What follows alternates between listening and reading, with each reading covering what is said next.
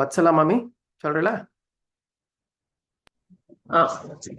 जय जय जप्य जये जय सप्त परस्तुति तत्पर विश्वनुते जन जन जिंजिमि जिंकृतनो पुर सिंचित मोहित भूतपते नटित नटार्थ नटी नटनायक नाटित नाट्य सुगानरते जय जय हे महिषासुरमर्दिनि रम्यकपर्दिनि शैलसुते जय जय जप्य जये जय सप्त परस्तुति तत्पर विश्वनुते झण झण जिंजिमि जिंकृतनूपुर सिंचित मोहित भूतपते नटित नटार्थ नटी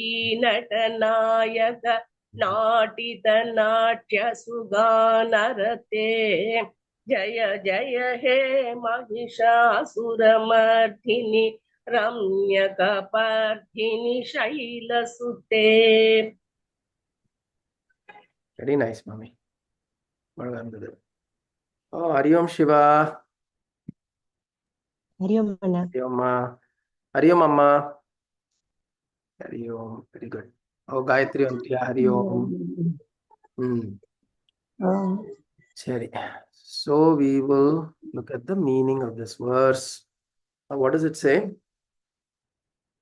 Jaya Jaya Japya Jaya Jaya Shabda Parastuti Tatpara Vishwanute Jhana Jhana Jinjhimi Jinkritanupura Sinchita Mohita Bhutapate. So the previous one, it was about, we spoke about, if you recall, it is a very nice verse. Suralalana tathei tathei krita bhinayodara nrityarate krita kukutah kukutho gadadadikatala kutuhala ganarate dhudukuta dhukkuta dhindhimita dhvani dhira mridanga ninadar jaya jaya he mahishasura mardini Ramyakapardini Shailasute. So the last what we saw was about dance, Laya. We spent a lot of time on Laya. It is very beautiful, actually. So how Devi is dancing in the battlefield, because for her the whole thing is a dance.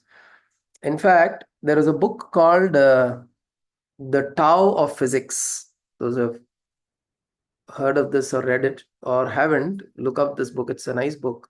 It's a pretty large book, but a few things that caught my attention, and I read this book very, very long ago. The Tao of Physics.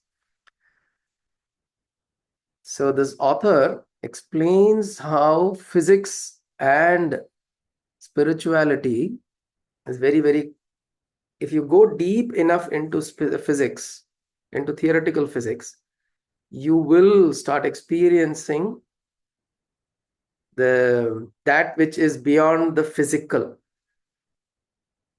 So you can, because you start thinking about what's behind this, what's happening here, what is, you start moving in that direction. Because physics, when you're doing theoretical physics or you're doing theoretical analysis on any subject, usually you are doing research, you're doing a deep research into the subject matter.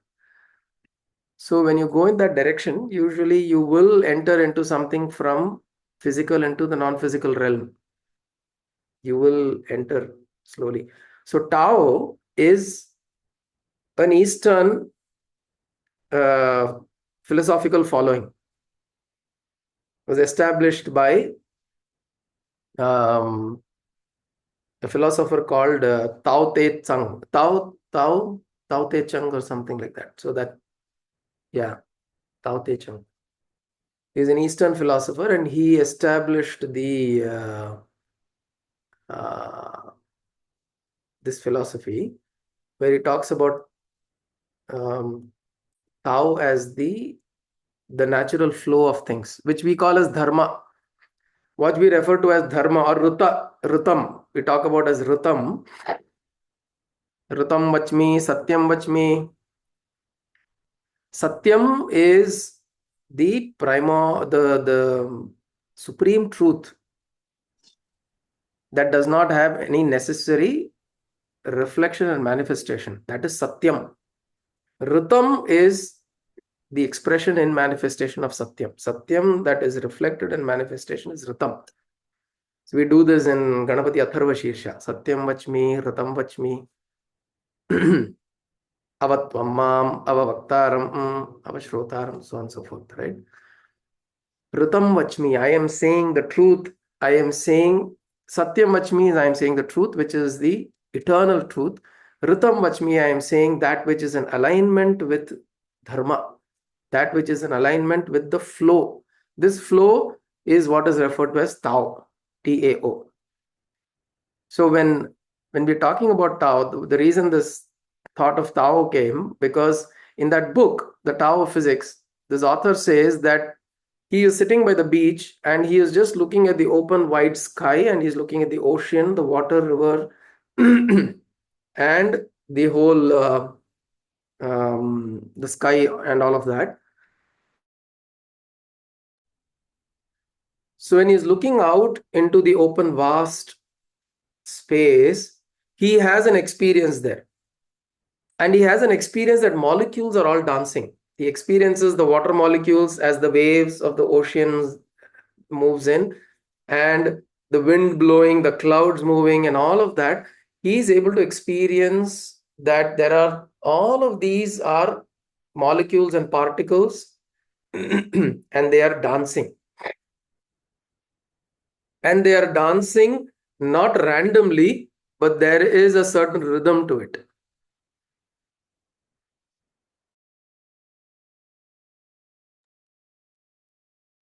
In fact, if you notice the word ritam in Sanskritam, you can translate it as rhythm in English.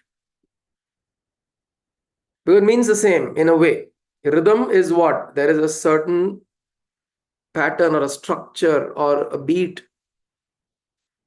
So in the same way, there is a method to this creation. So he experiences this. He experiences and he says everything looks like a dance. So this physicist who's sitting there, he's experiencing the movement of the particles and the molecules and all of that that he's experiencing there in that vast open space. He's experiencing that as a dance. So this is the dance of Devi. So there is a dance of Devi that we saw last time, and he said that she is dancing in the battlefield, which means everything, all of this movement is her movement. And when we see her in movement, then it is Devi. You see her in stillness, she is Shiva.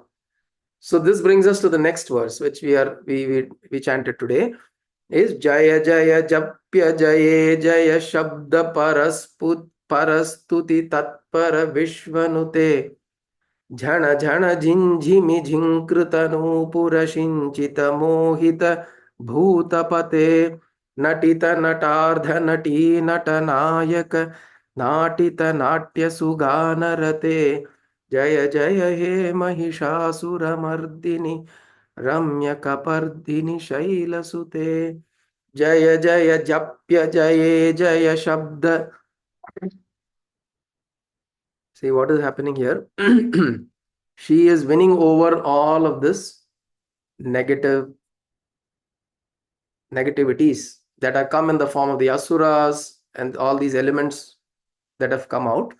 She is fighting against that and she's winning. And we discussed this winning. Every time she wins, she is showing hasarate, ganarate, nrityarate. She's showing joy with every win or every victory that she is having. Because victory within us is not a one-time victory, right? And I have told you this also. Many times, those who have been in the spiritual path for a very long time seem to have attained certain states of consciousness within, seem to have attained a certain place within their mind. They can also slowly drop if they are not alert and aware of that state in which they are. Even for them, it is easy to drop because It is because you are at all times governed by the conditions of the body and the mind. And the body and mind can always, at any time, make you go this way or other. As long as you're comfortable, your body is comfortable, you will be able to do things with the mind. If the body starts misbehaving with you, even you will not be able to control your mind, because the whole focus will be on fixing the body. And at the same time, sometimes if the mind becomes so convoluted, so disturbed, so the word they use, screwed up, by just by putting it through too much of stress and different kinds of conditions, if the mind goes into that state, it's very difficult for you to pull the mind also. So victory that we say is not a final victory. There are small victories, small battles that you keep winning. And the final one is say that, yeah, this as the individual, there is complete absorption into the Supreme. But when that absorption happens, you won't know, because there is nobody to experience that absorption. The experiencer of the absorption is gone, because the Triputi is already gone. Triputi is what? The experiencer, the experienced, and the experience. This is the Triputi. This threefold difference in any engagement in the world, that is gone when there is absorption. So till there is absorption that occurs, you're always at the risk of dropping down because of your tendencies, your vasanas, your constant body and mind that keeps getting constantly plummeted by the world. So the Jaya Jaya Japya Jaya Jaya Shabda. So it's saying that you continue to be victorious. It is not just once or twice. You continue Jaya Jaya Japya Jaya Jaya Shabda Parastuti Tatpara Vishwanute. When you do this, when you consistently are being victorious against all the negative forces, against all the tendencies that are creating conflict and creating all sorts of disturbance within you, you keep winning over them, then what happens to you? You become Vishwanute. Vishwanute means you become someone who's worshipped by the world. Nute means to be worshipped or to be respected. Vishwanute. And the this process of continuously Jaya Jaya Japya Jaya. Japya means to chant repeatedly. A chant is always done repeatedly, right? Japam. Japam is done. You don't chant something for one time and you say, I am doing japa, right? You don't say, okay, Sri Ramajayam, okay, I finished my japa. You won't say that. Japa is something that you do repeatedly for a certain number of cycles. So when you think Jaya Jaya Japya Jaya means you're repeatedly doing this. You're repeatedly winning over something. You have to continuously, consistently win over. There are times that you may have thought that I won over something, but again it will raise its head. Again it will raise its head. And you will say that, Adapavi, I thought I got over this desire. I thought I got over this tendency. I got over this fascination I had, or I got over this neediness. You may think these things, but an an unsolicited situation comes. A situation comes out of completely out of nowhere, and you don't know where this tendency was hiding, which you thought you won over. Suddenly it will raise its hood. And where does it go when your tendencies, you win over the tendencies, there are two ways. It can go into a avyakta, okay, or it can dissolve completely. And we don't know what happens to us really. It can go into an avyakta state. Through my sadhana, a tendency can go into an avyakta state, or it can completely dissolve. How will you know the difference between the two? Only when a stimulus in the outside appears again, you would know that, okay, it was avyakta or it's gone completely. Only then you would know. Otherwise, we would not know. We may think that, okay, I won over this tendency and it's gone completely. But until the next event, such event or similar thing or something probably very different occurs, we wouldn't know. So where does it go? So this tendency, when it goes into the avyakta state, it dissolves within us. It either dissolves, or when I mean avyakta, I mean that it goes into a sleep mode, an unmanifest mode. You know there are some tendencies that are there, not there within you at all. But there are tendencies within you that are in sleep mode, and it can be given the right fertile conditions, it can germinate. Right? So here in this verse, he's talking about this repeated constantly Jaya Jaya Japya Jaya Jaya Shabda Parastuti. Now this Parastuti is a beautiful word also. Parastuti means others praise. Para Stuti. So the way to look at, one way of looking at it is para parajanaha stuti kriyante. So which means other people are doing your stuti. That is parastuti. But one way of looking at this para, shabda para. Another way of There is one namam also, right? Para prasthiti rupa super pashyanti. Raghu, Panch. That is exactly where it's coming to. But Raghu is operating at the para state now. He's able to is able to capture what I was trying to say. So Shabda Para, there in sound has four states. Para, Pashyanti, Madhyama, Vaikhari. Para Pratyakchiti, Rupa, Madhyama, Para Pratyakchiti, Rupa, Pashyanti, Paradevata, Madhyama, Vaikhari, Rupa, Bhaktamana Sahansika. This is in Lalita Sahasranama. So Para, Pashyanti, Madhyama, Vaikhari. These are four states of of our consciousness. In the para state, the sound is in its unmanifest form. It is not manifested. It's in the most subtlest form. Shabda para.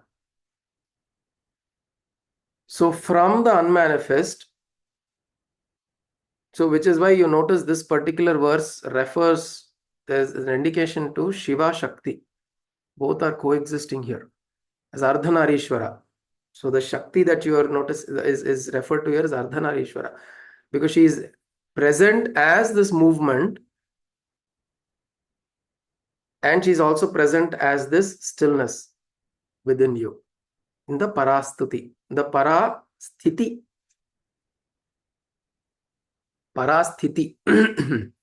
So here she is present as the para in the parasthiti, and if we are able to continue to win over through this process of being victorious, and you go back into that state of para within, and this movement continues to happen. Shiva Shakti is essentially a movement, right? I've told this is very beautiful in the way my guru taught this, and it like kind of hit it so hard in my head, it'll never go away. He said Shiva Shakti are a pair that are everywhere. It's just that we need to recognize the Shiva what we perceive as the Shakti, but we need to recognize the Shiva. And you keep doing that constantly, and then you will realize your awareness starts increasing. So he says, when you get an idea, so an idea comes into your mind, the ability for you to perceive an idea is Shiva. But the idea itself is Shakti, the thought. The ability to perceive a thought, ability is Shiva. The thought is Shakti. When the thought becomes an image in your head, that the ability to form an image is Shiva, the image is Shakti. And when that happens in your mind, you're wanting to now express it. The ability to express is Shiva, the expression is Shakti. So suppose you're using sound as Shiva and as sound as an expression form. So the sound, the ability for you to make that sound is Shiva. The sound itself is Shakti. And when you're making that, you're saying it in words.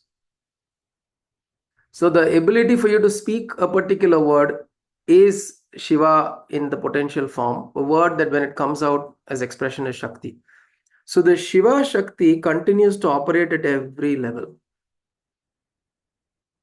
as a pair. The potential is Shiva, the expression or the kinetic is Shakti. So here the para shabda, which is, or the shabda which is in the para state, is Shiva that is within us. And when it comes out as Jaya, Jaya Japya, that is, it comes out as the Japa of Jaya, which means it comes out as action. It comes out as action in that form, it is Shakti. So Shiva and Shakti together, when we recognize in that form, he says, Tatpara Vishwanute.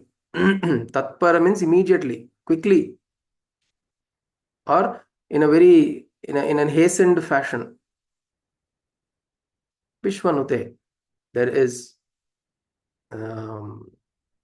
Vishwa, the world recognizes you, or the world, as I said, Nute is worshipped or recognized by or respected by Tatpara Vishwanute. So when one comes to the state within where you recognize through this process, Jaya Jaya Japya Jaya Jaya Japya Jaya Jaya Shabda Para Stuti Parastuti Tatpara Vishwanute. So when you recognize the Shabda, the sound is there in the para state within us, and when it comes out as expression as Jaya Jaya Japya in the from the para to the Vaikhari, the Shabda that is in the para state comes out as Vaikhari through the Pashyanti and the Madhyama. If this process one constantly recognizes and continues to recognize,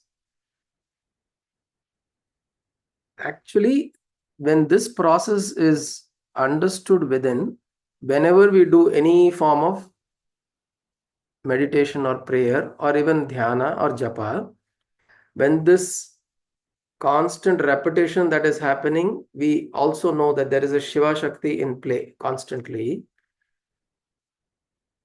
Then there is Vishwanute. Vishwanute means you become loved by everybody. You become loved by the world. So this is a process of how you. So this is actually the first line refers to a certain sadhana itself, which means it says that in the process of doing sadhana, you're trying to win over certain strong tendencies and certain strong desires or passions or whatever, raga dvesha. You're trying to win over raga dvesha.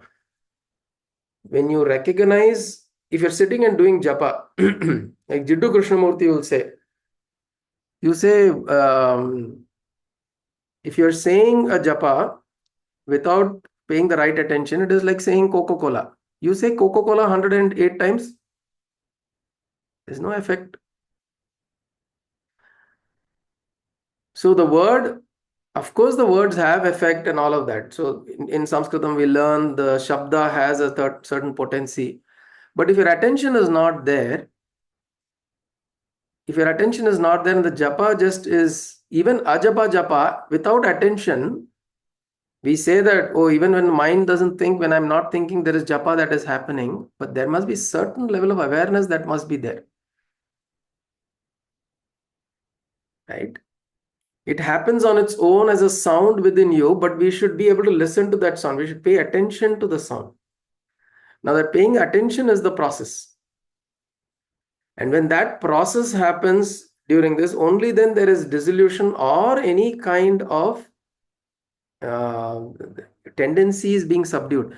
Any of these tendencies that are there within us, if through the sadhana we want to subdue them, we have to pay attention.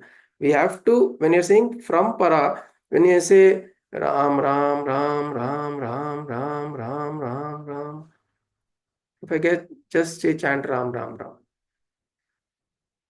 then after a certain point, it can just become, my mind can slip off and I'm just mouth is saying Ram, sound Ram is there, but the mind is slipped off. Then the effect isn't as much, right? And this you can keep doing it for as many years as you want. But for the effect to occur, we should be aware of the para, pashyanti, madhyama and vaikhari that is operating through the whole process. From the unmanifest, the Ram is there as a potential sound inside me. And then it flows from, then I visualize this Ram. Then this Ram that I visualize, then it comes to my mouth and then it comes out as words. Ram. When I do this, tremendous awareness. And the problem is actually we cannot do anything with awareness for a long time. We cannot. It's very difficult. It requires tremendous amount of energy. That energy you will have to generate to be able to stay aware. It's not easy, like if Buddha says just be aware, like those who would have done vipassana, you would know. In vipassana, they say just observe the sensations on the tip of your nose, observe the sensation on the outer layer of your ear. They'll say observe the sensation in all these areas of your body. It's very difficult to keep your mind on those sensations and stay with it. It requires tremendous energy. In the same way as Ramana Maharshi says, just observe what is happening to your mind. Your mind is rising. Observe from where the thought is coming. Go to the source of the thought, and you will notice at the source, this thought dissolves. This thing requires tremendous energy to observe.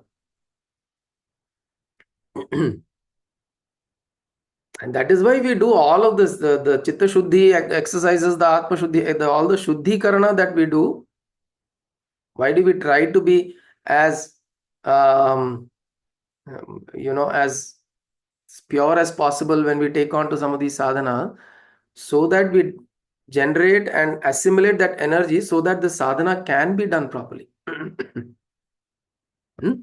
So, Jaya Jaya Japya Jaya Jaya Shabda Parastuti Tatpara Vishwanute. So, this process of bringing from Para Pashyanti Madhyama Vaikhari brings about Jaya.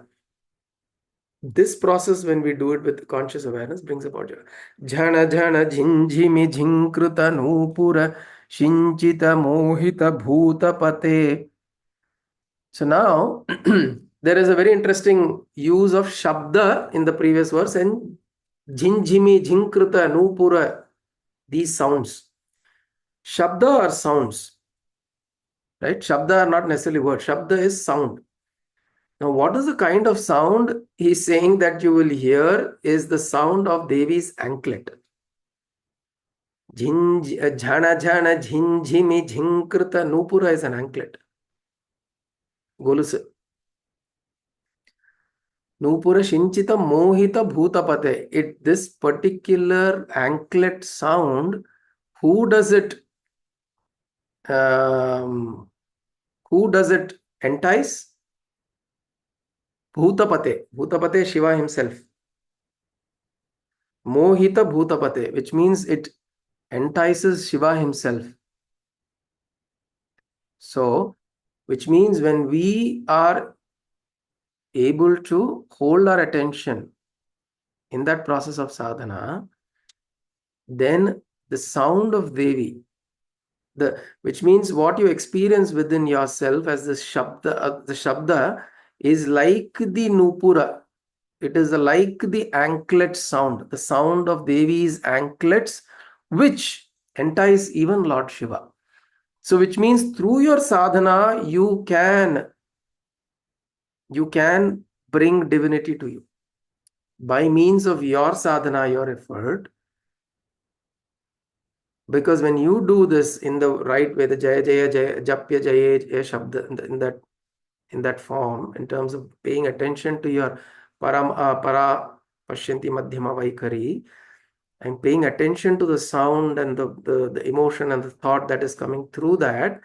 As you pay attention, the sound that gets created through this process, or not necessarily the movement or the vibration that gets created, is that vibration is like the vibration of the anklets of Devi's Nupura anklet, which is very pleasing to Shiva. So which means what? Shiva himself will come down. Shiva himself will appear in your consciousness. Bhutapate. Natita Natardha Nati Natanayaka Natita Natya Suganarate. So here he is saying Nata Ardha. So this is where he is dancing as the Ardhanarishwara. Natita Nata Ardha Nati Nata, which means as Ardhanarishwara, he is half of his body is male and half is female, and he is doing this dance within you. This cosmic dance is happening. Natita Natya Suganarate. Suganarate is something that we saw in the previous verse also, right? Where he say Ganarate, Kutuhala Ganarate. So which means the sound that is now coming. So Shabda is becoming the Jhinkrita of the Nupura. The Shabda, the sound that you are now doing consciously in your sadhana, that is now experienced as the Jhinkrita of the Nupura, which means the tingling sound of the anklet. And that is now becoming like a beautiful song, Suganarate. And what you're experiencing here in this process is the dance of Shiva and Shakti, the Ardhanarishwara dance. And this is what is experienced inside, which means there is complete balance. If you look at it from the Yoga Tantra standpoint, it is essentially the balancing of the Ida and the Pingala in the Sushumna. So Sushumna is essentially the representation of Ardhanarishwara. So when Ardhanarishwara is present or experienced in the body, it is experienced as energy flowing in your Sushumna Nadi, in the central nervous channel. And everything within your system and your constitution is balanced. And when anything is balanced within you, there is no sense of self-identification. This is a state of samadhi. So this particular verse, from Shabda, it takes you into a state of samadhi. Shabda, then the Shabda that you generate through your active engagement in sadhana, that then translates into this tingling vibration of Devi's anklets, which then translates into this Gana, Sugana. This melodious song that you experience within yourself in your Sushumna. Because Natardha, the Natardha is the Ardhanarishwara experienced within you in your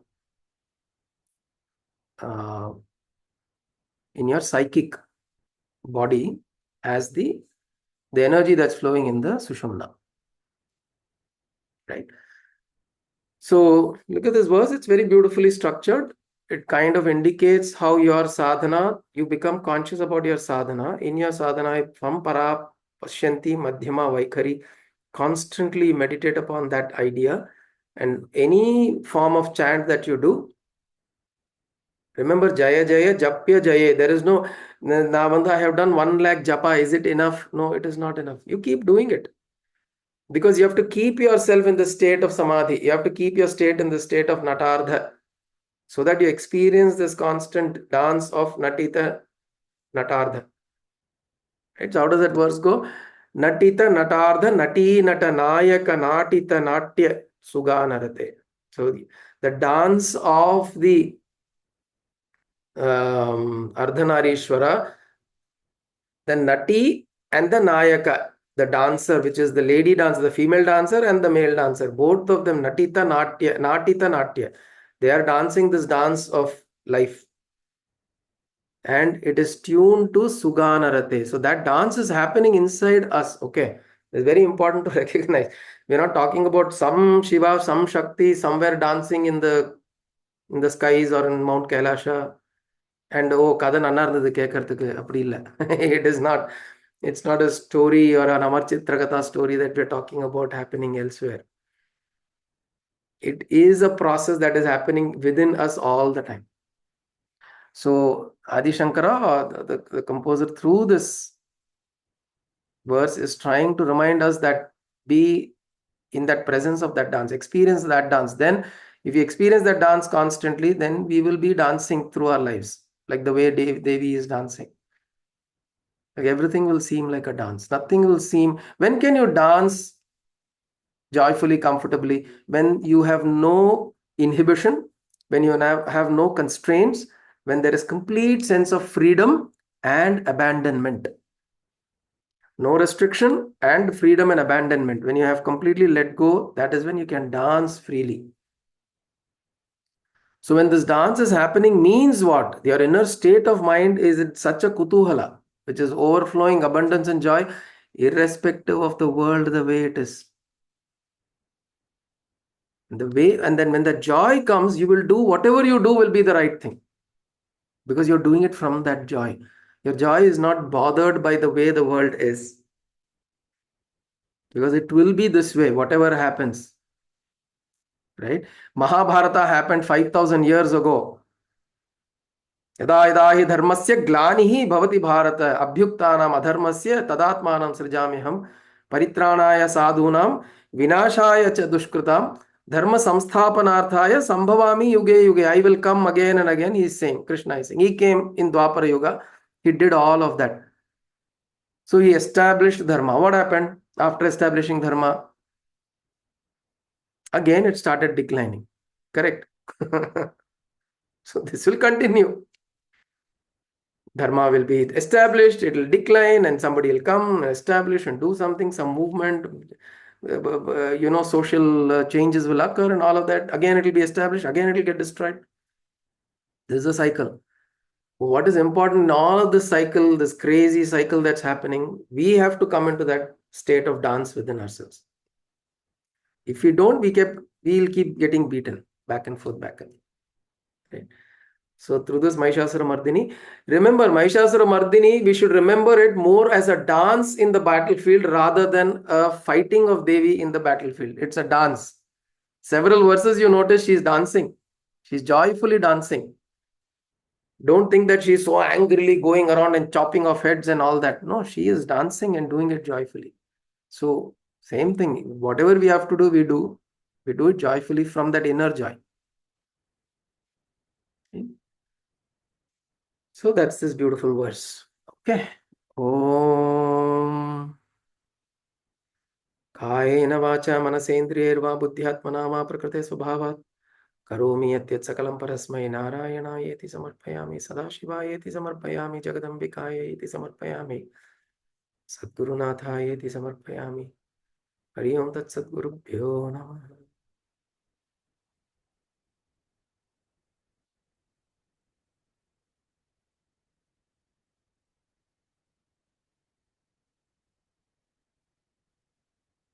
जय जय हे महिषासुर मर्दिनी रम्य कपर्दिनी शैलसुते